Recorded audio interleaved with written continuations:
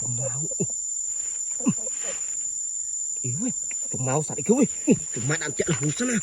Trùng máu à, mua sạch trùng nó mới nha. Nè, nào còn cái là linh nữa à. Trùng máu đang chạy là muối à.